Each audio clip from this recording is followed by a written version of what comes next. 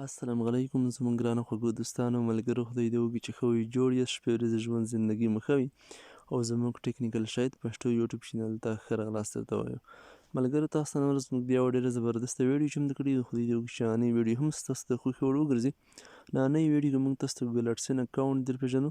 چې ګوګل اډسن اکاونټ څه ته ویل کېږي او د څه هدف لپاره استعمالیږي او څه شی ده او کمپلیټ معلومات ترې کوو نو رابه شو اوس ګوګل اډسن اکاونټ ته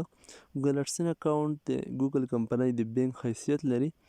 لکه څرنګه ملګرو تاسو به ډېر داسې سایټونه لیدلي مثال اپلیکیشنونه به لیدلي چې تاسو هر وخت له انټرنیټ سره کنیکټ وئ تاسو هلته کلیک وکړئ مثال یا کوم اپلیکیشن ته داخل شئ تاسو ته ایډز راځي مثال اعلانات راځي نو د کوم آنلاین شرکتونه چې دي مثال کمپنۍ چې دي غټه غټې بزنس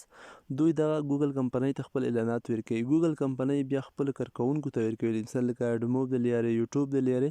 یا سایټونو د لارې بیا خپل کارکوونکي دوی ته خپروي نو د کوم اعلانات چې دي مثال د په سر د کوم کمپنۍ چې دي د غټې پیسې ورکوي ګوګل کمپنۍ د ګوګل کمپنۍ بیا د څومره پیسې چې ورکول کېږي مثال د شرکتونو د لارې دوی ته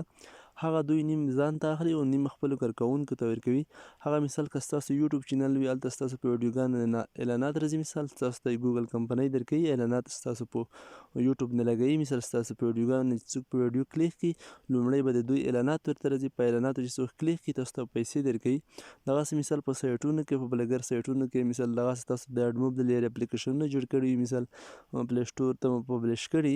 نو په هماغه طریقه نو همدغه پیسې مثال چې تاسو د ګوګل کمپنۍ ته کوم کار په مخ وړئ مثال کوم اعلانات ورته خپروئ یا د یوټیوب ویډیوګانو د لارې یا د سایټونو د لارې مثال یا د اپلیکیشنونو د لارې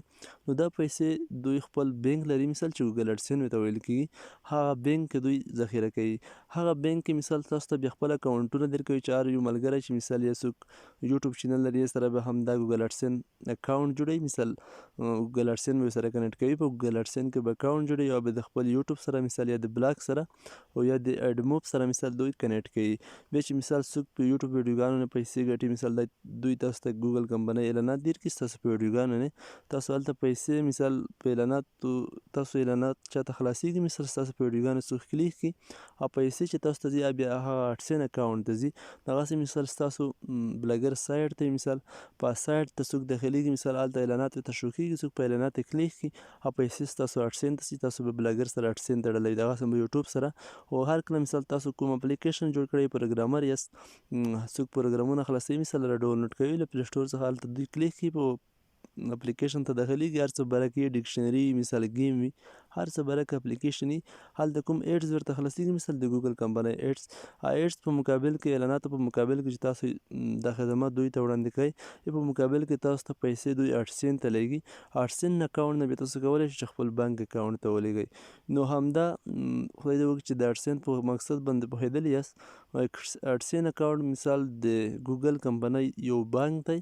چې د هغه لاره دوی خپلو کارکوونکو ته پیسې لیږي نو خدای دې وکړي چې پوهېدلي یاست مثال اډسن مو پېژندلی دی د اډسن په باره کې نوره ویډیوګانې هم زموږ په یوټیوب چینل کې شته تاسو یې کتلی شئ مثال د اډسن نه څنګه پیسې لیږل کېږي او په کومه طریقه بیا موږ پیسې ایستلی شو